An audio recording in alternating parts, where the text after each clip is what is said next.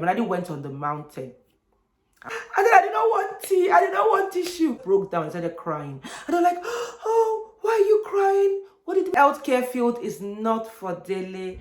And sometimes you just gotta believe. Guys, welcome back to my channel.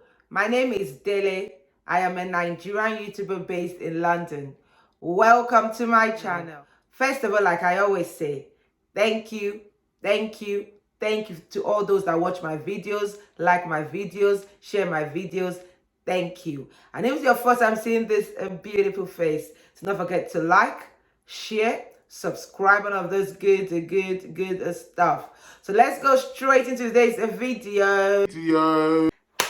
Gosh, it's been a long time coming. First thing first, week is nursing week. Yay! This week has been dedicated to celebrate nurses all over the world. And in honor of Nurses Week, I have decided to film a video to tell you guys my journey into nursing.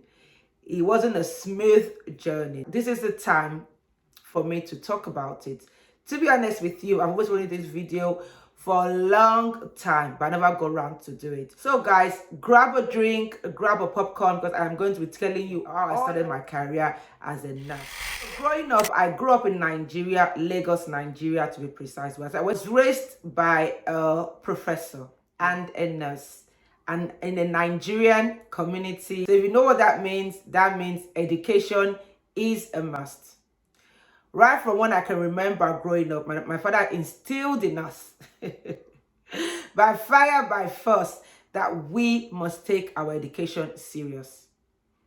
And looking back now, I am so grateful for my father and for my mom for encouraging us to take our education serious. The healthcare field is not for daily. I've always wanted that soft life. Anytime I go to the bank with my mom, I used to see all these cashiers, the bankers. They used to look smartly dressed. Their hair was on point, makeup on point, their outfits, the skirt suits. I used to admire the way they looked. And I said to my mom, that is what I want to do. I want to work in the bank. This is what my daddy said about going to go and study medicine or being a pharmacist. See this girl here? I wasn't created for that.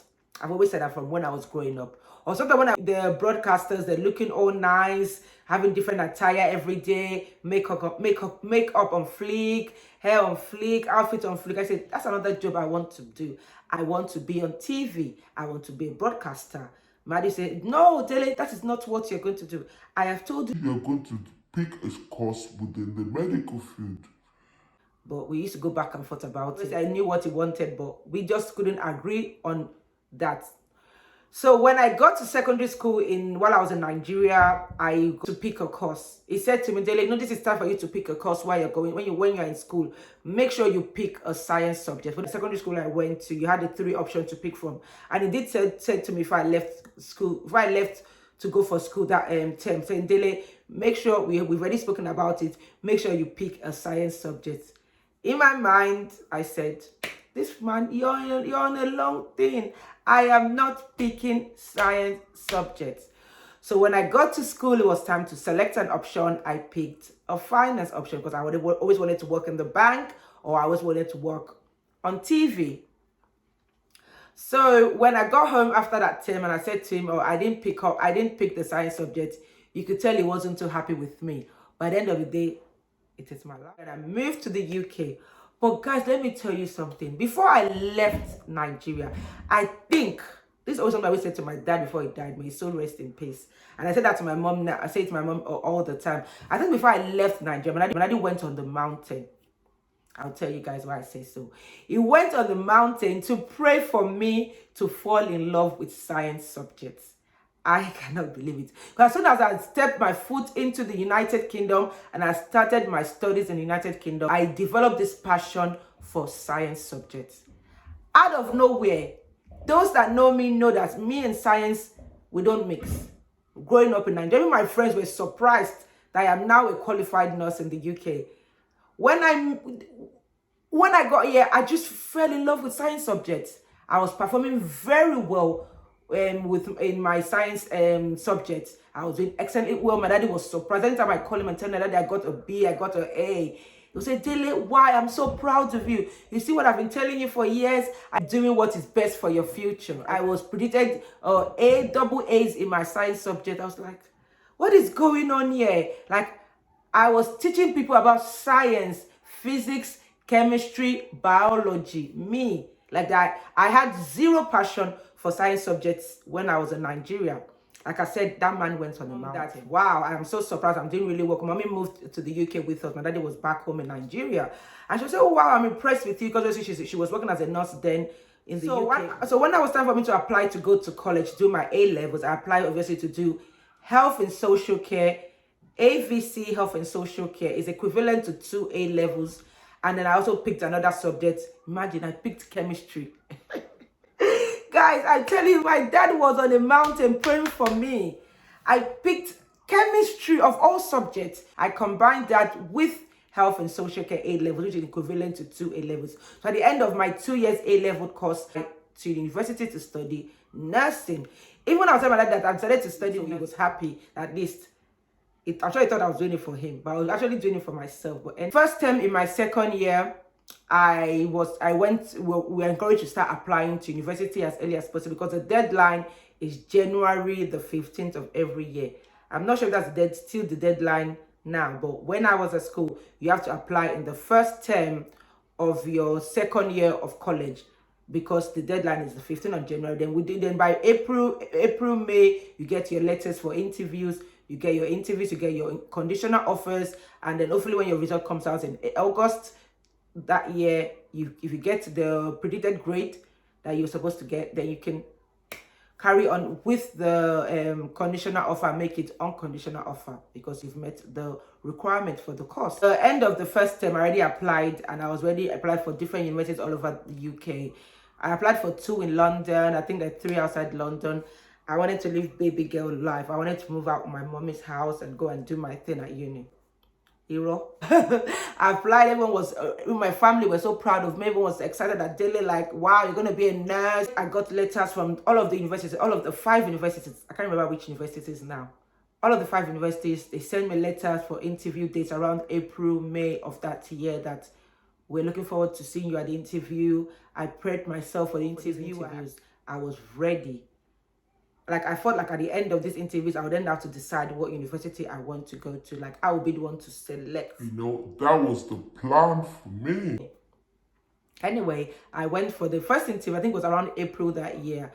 And I got the interview. They asked me the questions. I got there on time. I was prepared. I looked at the questions right. I had the predicted grade to qualify me for the course. And then at the end of the interview, they said to me, oh, unfortunately, we cannot offer you a place. What happened? Why can you offer me a place? They said many years ago, nursing was a government-funded course.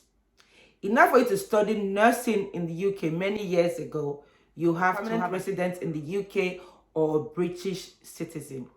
We just arrived in the UK maybe 3 or 4 years before that. My mommy was on a work permit. She brought all of us under the work permit into the UK. So after the 5th year of your work permit, you get your indefinite stay. So we're on the 4th year, just 1 more year left for us to apply for our indefinite stay. So I explained that to the lady that, okay, let me explain to you that we're on the 4th year of our work permit. Next year, we're due to apply for our indefinite stay, and that, don't worry, if that's how it works, I would surely get the indefinite stay. There's not going to be no setback. I was trying to explain to them because the reason why we're not going to offer me a place, we said because like I said, it was a government funded course, and all applicants with indefinite stay or British citizen are given an offer. So I explained to her that by next year, I would have gotten my indefinite stay. So I will only be studying nursing for the first year with the work permit, under my mommy's work permit. And lady said, oh no, we've been instructed by the government to only offer with indefinite stay or British citizen. I said, all gonna work out, don't worry. It was me explaining to the ladies at the interview, and they said, oh no, still cannot offer you a place because you do not have a permanent residency or you're not a British citizen. I said to myself, I said, okay, thank you very much. I left the interview. I was a bit upset, but when I go home, I explained to my mom, all of them said, oh, Dele, don't worry. The next, maybe this one, they don't know what they're doing. That's what we're thinking in our head. Maybe this university they haven't done their research. So they don't really know what they're doing. That don't be scared voice, don't Worry. the second interview, they said the same thing. I went to the third interview, they said they're not going to offer me a place because I'm not a permanent resident or I am not a British citizen. I went to the fourth interview. By the time I got to the fifth interview, I just broke down and started crying. And they're like, oh, why are you crying? What did we say to upset you? I said, no, it's not you. This is my fifth interview. I've applied to 5 universities and they've all been turned down just because I am not a permanent resident. I said, can you please call the Home Office? They will confirm with you that by next year we will get our indefinite stay. I broke down. I started crying. They're like, oh, do you want tissue? I said, no, I don't want tissue. I do not want tea. I said, I did not want tea. I did not want tissue. Because I have tissue in my bag. Don't give me tea. Just offer Me a place to study nursing. right. It's not that we don't want to offer you a place. We still need it for this nursing course. But unfortunately, because it's a government-funded course, we cannot offer you a place. I got home, I was crying. That day I was just in bed all day. My mom and sisters, and my brother, they trying to console me. I didn't have a boyfriend then. But there was no boyfriend to console me. That's all I wanted to do. I wanted to be a nurse. Life is over. Not too happy. What am I going to do? To attend a church called Glory. I was burning years ago. For Wednesday service, going to go and pray. To go and pray on the mountain. Now, Oluwa, answer my prayer. Like, I want a miracle. What am I going to do with my life? So I went to that Wednesday service. And on my way home, I was aunties at home. And she said to me, oh, they know they do. When are you starting university? I said, oh, auntie, unfortunately, I don't even know what I'm going to do it myself. Like, I applied to 5 universities. They all turned me down because I'm not a permanent resident in the UK. Or we haven't gotten our citizenship yet, you know. I just said, oh, Dilly, what about accounting? Have you thought about doing accounting? There's a course called AAT. I'll put the full meaning on the screen. And that you can be working and be doing this course part-time. I said, wow. You know when you're confused, people just advise you, just jump on any opportunity. I said, wow, tell me more, auntie. She said, oh, you apply, you go to college, a 3-year course also, just like a 3-year course you'll have done at the university anyway. That why don't you apply for this course? You'll be doing it full part-time and also be working as an account assistant part-time. You're making money and you're studying. I went back home, discussed that with my mom, my sisters, my dad on the phone. Obviously, he couldn't even encourage me studying nursing anymore because even I remember, I forgot to mention, even my father said to me that tell them he will pay for the nursing course. But like I said, it's a government-funded course. International students were not allowed to apply for nursing many years ago. It's funny how things have really changed now. Now, nursing, you pay 9,000 a year as a home student. You cannot offer me a place because nursing is a government-funded course. International students are not, because I was going to apply as an international student. They were not going to offer me just for 1 year because obviously in the next year I will have gotten my indefinite stay. Then I'll just continue as a home student, isn't it? But they said no, they're not going to offer me a place as an international student. So I told my dad about this new plan about going to study AAT and also work. He said, okay, for now, that is what you can do. And then maybe in the next year or 2, you can apply to go back and do nursing. I said to myself, well, nursing, I'm not even doing nursing anymore. Even this nursing, I was doing it for you. I was telling myself in my head, maybe I was even doing this nursing for my mom and my dad at the end of the day. That's not what I always wanted. That I always wanted to be an accountant or a new broadcaster. I always want to work and be on TV. So if I do this accounting, I'll be working in the office space, looking smart, looking on point to work. Like, you know, I was already getting excited. So I went to a college next to where we used to live. Then I applied. I started doing the course. I started applying for work. But obviously, I was getting because it's a 3-year qualification. I was doing well with the qualification. I was an accountant. Even people said to me, "This is what you should be doing." It was natural because those that know me, I'm an accountant in my head. The way I calculated, those that know me will know that Dele is an accountant. So when I said to them I was going to do accounting, everybody was in support and everything. And I started applying for a job as an account assistant. I couldn't find work. I was doing well with my qualification. I finished the first year. I was still working as an administrator. I had to even go and do work experience with the accounting firm next to where I used to work. On Saturdays, evenings, I would spend an extra 1 or 2 hours, go to the account office to get experience. I put that in my CV. I still did not get a job as an account assistant. But I was still working as an administrator while I finished studying the AAT course. I finished it 3 years. It was a diploma. I think it was level 4, level 5, I can't remember now. I even did graduation. I was happy.